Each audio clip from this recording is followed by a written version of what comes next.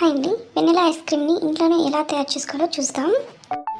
ఇందులోకి నేను 1/2 లీటర్ గేదె పాలను తీసుకుని మరిగిస్తున్నానండి.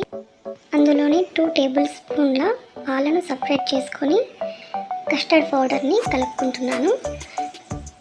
అది వెనిలా ఫ్లేవర్ కస్టర్డ్ పౌడర్ అండి.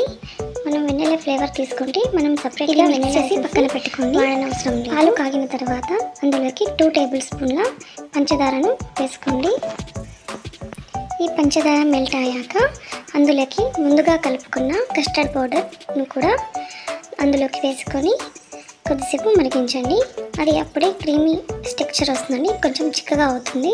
అంతవరకు మరిగించుకోండి. ఇందులోకి నేను 2 టేబుల్ స్పూన్ల పాల మీగడను వేస్తున్నానండి. ఇది స్మూత్నెస్ని ఇస్తుంది. పాల మీగడైనా ఎక్కువ వేసుకోండి, కస్టర్డ్ పౌడర్ అయినా ఎక్కువ వేసుకోండి. ఈ మిక్చర్ ఫుల్గా కూల్ అయిన తర్వాత ఒక మిక్సీ జార్లోకి ఈ మిక్చర్ని వేసుకునేసి గ్రైండ్ చేసుకోండి. గ్రైండ్ చేసుకున్న దాన్ని నా దగ్గర ఒక ఐస్ క్రీమ్ బాక్స్ ఉందండి, అందులోకి వేసుకుంటున్నాను. అందులోకి వేసుకునేసి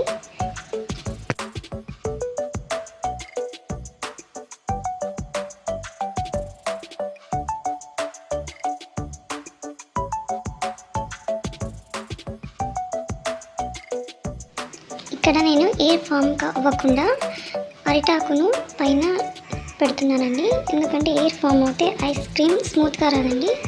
2 అవర్స్ ఫ్రిడ్జ్లో పెట్టుకొని ఇది బయటకు తీసుకొనేసి మళ్ళీ ఒకసారి మిక్సీ జార్లో వేసుకొని మిక్సీ పట్టుకోండి.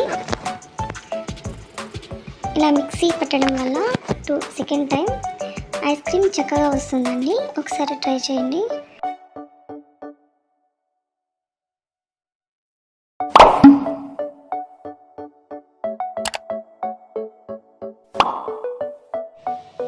మిక్సీ పట్టిన తర్వాత సేమ్ అండి, మళ్ళీ అరటాకును వేసి అలాగే మూత పెట్టండి.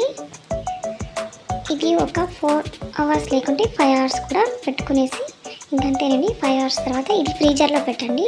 ఇంతకుముందు ఫ్రిడ్జ్లో పెట్టాము, ఇప్పుడు ఫ్రీజర్లో పెట్టేసి ఒక 5 అవర్స్ తర్వాత తీసుకొని ఇంకా రెడీ టు యూజ్ అండి. మనం ఐస్ క్రీమ్ తినవచ్చు. Thank you for watching. ఎవరైనా సబ్స్క్రైబ్ చేసుకోకపోతే ప్లీజ్ సబ్స్క్రైబ్ అండి.